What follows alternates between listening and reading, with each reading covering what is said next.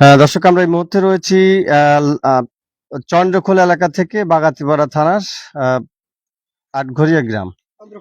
চন্দ্রখোল গ্রাম থেকে আমরা সরাসরি যুক্ত রয়েছি। এই আমরা যেখানে দাঁড়িয়ে আছি এখানেই পূর্ব শত্রুতার জের ধরে গোয়াল ঘরে আগুন দেন এবং আগুন দেওয়ার পরেই কিন্তু আগুন বা গোয়ালে থাকা দুইটা গরু মারা যান এবং সেই গরু উদ্ধার করতে গিয়ে কিন্তু অনেকেই আহত হয়েছেন এবং গুরুতর আহত হয়ে কিন্তু রাজশাহী মেডিকেল কলেজ হাসপাতালে বেশ কিছুদিন চিকিৎসায় ছিলেন এবং ৩ থেকে ৪ লক্ষ টাকার ক্ষতি হয়েছে এবং কে বা কারা এই আগুন ধরে দেন পূর্ব শত্রুতার জের ধরে আমরা সরাসরি যারা ক্ষতিগ্রস্ত হয়েছে সেই ভুক্তভোগী পরিবারের কাছে আমরা একটু জানবো।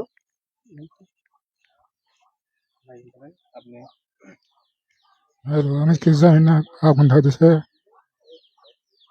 আমার আগুন ধরেছে, আমার গরু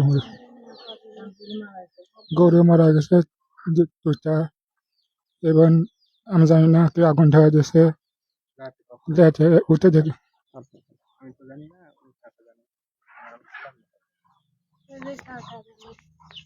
কি হয়েছে একটু রাত অনুমানিক বেলা রাত 12টার দিকে, 12টা বাজে না বাজে এরকমই টাইম হবে। তো রাস্তার কোনো লোক চিল্লা উঠছে, তখন আমি একটা জগ নিয়ে আর লাইট নিয়ে বাইরে আসি দেখি যে আগুন দদা করে জ্বলে উঠছে। তখন আমার এক ভাইকে ডাক দিলাম, ঘরে তালা দেওয়া ছিল, যে তালা না খুলে তো ভিতরে ঢুকতে পারবো না। তালা খোলার পরই আমি ঢোকার প্রোগ্রাম করছি, ঢুকতে পারিনি। তার আগ দিয়ে আমার ভাইস্তি মনে হয় ঢুকে গেছে, তার আগুনের হাফ গিলাগে অনেক ক্ষতি হয়ে গেছে, সে পুড়ে গেছে। তারপর আমি ভিতরে না ঢোকার পর আমি দেখলাম যে আমার আগুন লিভাতে হবে, তাহলে মানুষের জনগণের দরকার আছে। তখন আমি এই দিক দিয়ে চারিদিক দিয়ে খুব দৌড়াদৌড়ি করতে লাগলাম। খুব দৌড়াদৌড়ি করার পর তখন মানুষ চিল্লার ইয়াত, মানুষ সবাই জুটে আসলো। আসার পর এখানে আমার পানি সাপ্লাই ছিল, সাপ্লাই পানির ভিতর ওই একটা পাইপ ঢোকায় দেওয়া, আগুনে পানি যখন মারে তখন আগুন আরো বেমকিলে চলে আসে। কেউ বলছে যে মনে হয় পেট্রোল মারছে, পেট্রোল মারলে আগুনের এত বেগ হতেই পারে না। তারপরে আস্তে আস্তে আস্তে মানুষ আসার পর পানি দেওয়া থামাতে থামাতে ফায়ার সার্ভিস আগে ফোন দিচ্ছি, ফায়ার সার্ভিস আসতে পারে নাই। তবে অনেক দাবার পর ফায়ার সার্ভিস আসলো। আসার পর পানি দেওয়া লেবাতে লেবাতে আর পানি শেষ হয়ে গেল। হয়ে যাওয়ার পর আমরা নদীতে আবার ফায়ার সার্ভিসের মেশিন বসাই দিচ্ছি। দেওয়ার পর তখন এই দেওয়া লেবার টেবার দিয়ে আছে, ওনারা চলে গেল। ওরা লিখি টেখি ফায়ার সার্ভিস কি কি পড়েছে, কি ক্ষতি হয়েছে, ওনারাও লিখে গেছে আর কি। তারপর তো আর আমরা ওই যে গ্রামের লোক, এখন বর্তমান কি অবস্থা বা কে বা কারা দিচ্ছে সেটার বিষয় আমরা তো হয়তো ওইরকম দেখতে পাইনি, অনুমানিক যে কে বা কাহা দিছে এই পর্যন্ত। এটা কি বিচার চান কি? বিচার এখন ক্ষয়ক্ষতি হয়েছে, এটা আমাদের তো পূরণ না দিলে তো অনেক ক্ষতি হয়েছে, দেখতেছি। বলেন কি ঘটনা একটু বলেন।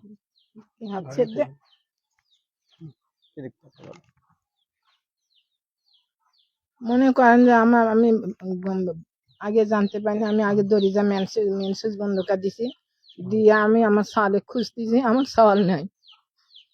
খুঁজছি আমার ছেলে কোথায়, সাওয়াল গোয়ালে ঢুকছে, আমি সেই চিল্লা উঠেছি আমার সাওয়াল শেষ। আর সাওয়াল যা পরিজা দাম পরিজা অজ্ঞান, হ্যাঁ সালের কোনো লড়াচড়া ছিল না। আমি মাথা পানি দিতে দিতে মাথা গায়ে সমস্ত শরীরে পানি দিয়ে দিছি।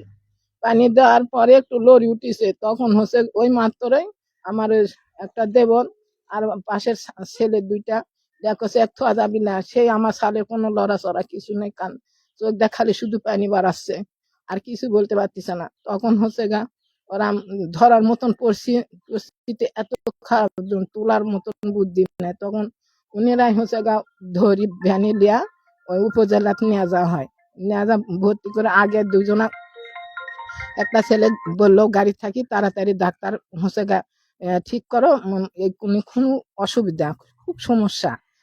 তো উনি হচ্ছে গা যাই ডাক্তার সব লিখিত হয়ে গেছে। উনি সাথে দেখি তো কছে কি সর্বনাশ করছে, এই ছেলে বাঁচাবো কি করে। আমি কছি বাবা তোমরা ইয়া করি চেষ্টা করো আমার সালেক বাঁচানো, আমার সালের গরু মরে যা গিয়ে যায়, আমার সাওয়াল বাঁচে দেখো।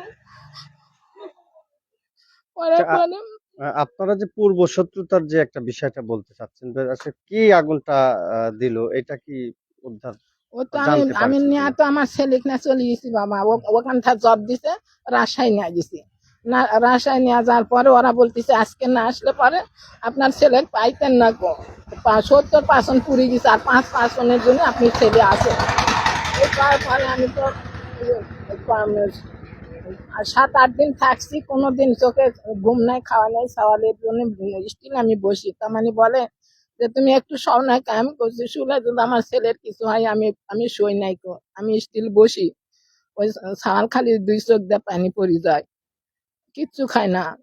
খালি ওর এক চিন্তাতে সবাই করছে ওই বেডের সবাই পুরা, মানে ওই বেডেও একজন পুরা মানুষই বের করেছে, ওই বেডে আমার ছেলে জায়গা নাই, কোনো জায়গায় নাই। এখন এই যে আপনাদের এই বিষয়টা, এটা আপনারা বিচারের বিষয়ে কতটুকু পদক্ষেপ নিয়েছেন? এটার বিষয়ে কি থানায় কোনো মামলা দিচ্ছেন? হ্যাঁ দিছে এটা মামলা। কয়জন আসামি? তা তো আমি জানি না বেটা, একজন ইনি বলুক, আমি তো ছিলাম না। আমরা ওই সন্দেহমূলক করে ওই একটা ছেলেই আগুন দিয়েছে, ওরে পরে পরি কেস করেছে। সেটা কে, নাম বলেন, এবং কেন তাক সন্দেহ? ও উনি আমার এই যে ছোট ভাইটা আছে না, এই ভাই, ওই যে ছেলেটা আগুন ধরা দিয়েছে, হুম, ওই ছেলেটাই আমার এই ছোট ভাইকে ওই বইয়ে বিয়ে করছিল। হুম। তো বিয়ে করে বেশ কিছু অনেকদিন হইতে সংসার করছে। সংসার পর ওই মেয়েটা খুব জ্বালা যন্ত্রণা করতো। হুম। তো তখন মেয়ে, তুমি নিজে ডাইভোর্স করছো না, নিজে ডাইভোর্স করে দিছে। ডাইভোর্স করার পর 3 বছরের মতো হয়ে গেছে, হঠাৎ করে ওর বাবারা, আমার ভাই আবার বউ মারা গেছে। হুম। তো ওই গ্রামের লোক অনেক ধরার পর সে বিয়েটা আমরা দিয়ে দিছি। দেওয়ার পর হঠাৎ করে একদিন, মানে 4 দিন না 5 দিন পর সোলা পড়াচ্ছে মনে হয়, তাই না? তো ওই ওর বউর সাথে করে সোলা পড়াচ্ছে, আর ওই ছেলেটা হুট করে রাস্তা টেনে নামিয়ে চলে আসছে এখানে। আসার পর বলতেছে মামা কেমন আছেন? তো করছে এই শালা তুই মামা করছিস, তুই তুই আমার কে রাতি মামা হুক মারা শালা। এই নেই দ্বন্দ্ব সেখান থেকে। এই জেনে উচিলায়। এরপর থেকে তারপরে মনে করেন আপনার ওই একদিন কি 2 দিন পর শনিবার রাত্রে মনে হয় আগুন দিল। তারপর ওই দিনকে আমি হালকা আগুন উঠতে পারি নাই, তো ওই জন্য আমরা লিয়ে ফেলেছি আগেও দিছে। একদিন আগে। আর পরের দিন আমি আবার শুলা পালা লিয়া এই ঘরে শুকা টুকা লিয়া যায়, ঘরের ভিতর পড়ছে। এই রাত্রে 12টা বাজে অনুমানিক আর কি, ওরকমই হবে যত সম্ভব। তারপরে ওই একটা মানুষ চিল্লা উঠলো, ওঠার পরে আমি জগ টক নিয়ে আবার ছুটি চলে এসে ঘরে দরজা, তখন ওই ছোট ভাইকে ডাকলাম যে ঘরে তালা আছে, যেহেতু গরু আছে কিন্তু বাঁচাতে হবে, কিন্তু খুলতে খুলতে এই গরু বাছুর একটা। কিন্তু এই যে যে বিষয়টা, এটা স্থানীয় যে গণ্যমান্য ব্যক্তি সামাজিক ভাবে বিষয়টা আপনারা কি জানাইছেন কি? সামাজিক ভাবে গ্রামের লোক অনেক মানুষ জানে, না জানলে তো এই জিনিসটা তো জানিয়ে গেছে সবাই। জানার পর আমরা তো মনে করেন কেস করে দিছি। আপনি কি জানেন? তুমি করো আগে। তুমি কথা বলো আবার কথা কন। এই তো শ্বাস বল খারাপ। তোমাকে ডাকতেছে।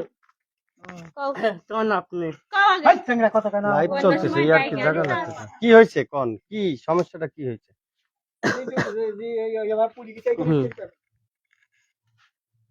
আমি আমি বুঝতে পাই, আমি প্রথমে বুঝতে পারছি আমার আমার ঘরে ধুঁয়া, মানে অন্ধকারে কিছু এটা আসছে না।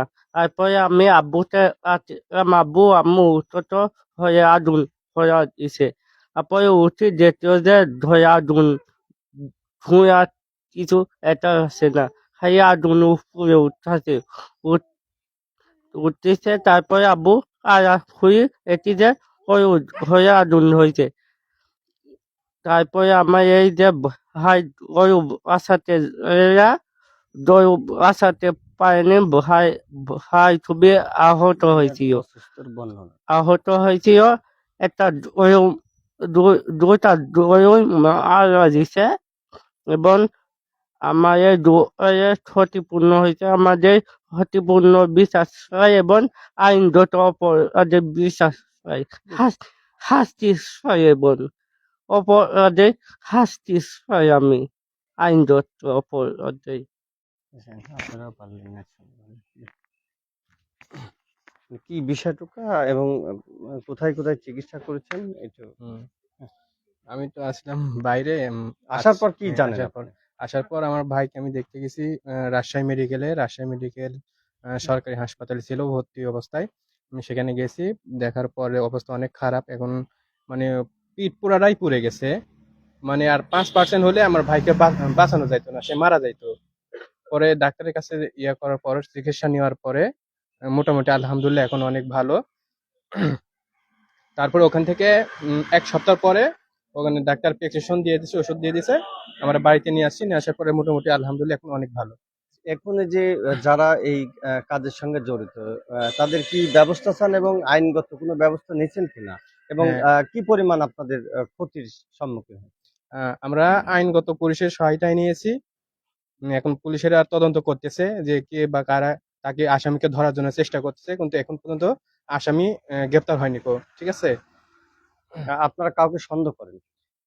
সন্দেহ করছি, ও উম, সন্দেহ করার পরে ওটা তো থানায় কেস গেছে, ওর উপর মামলা হয়েছে, কিন্তু আসামি এখনো গ্রেপ্তার হয়নি।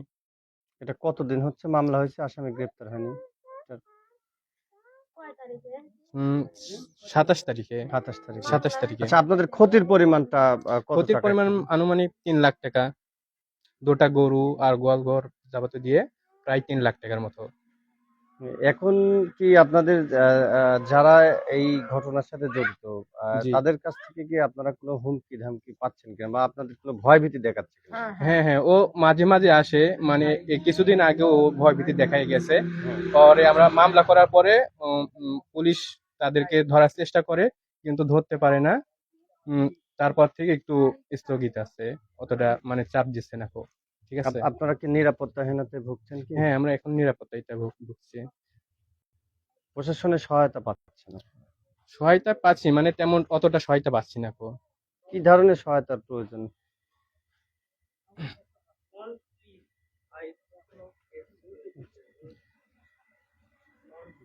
আপনি করবেন? আপনি করবেন? কি হয়েছে সেই বিষয়টা? মনে করেন আ- আগুন, মনে করেন রাত্রি শনিবার রাত্রে আগুন ধরা দেয়, সেটা আমরা জাগা পায়া মনে করেন আগুনটা নেভানি হয়। হওয়ার পর আবার রাত শুক্রবার অনুমানিক রাত 12টার সময় আবার আগুন ধরা দেয়, দেওয়ার পর এই আমরা আগুনের শব্দ পাওয়ার পর আমরা আগুনটা আবার নিবাই। জায়গা পায়া ঘরের তালা টালা খুলি, আমরা শোর করি, লোকজন ভিড়াই লিয়া আগুনটা নিয়ন্ত্রণ করা হয়। পরে ফায়ার সার্ভিস আসি, প্রায় আনুমানিক 2 ঘন্টা আবার এবার আগুন নিবানো হয়। তারপরে আমরা এটা করার পর তারপরে মনে করেন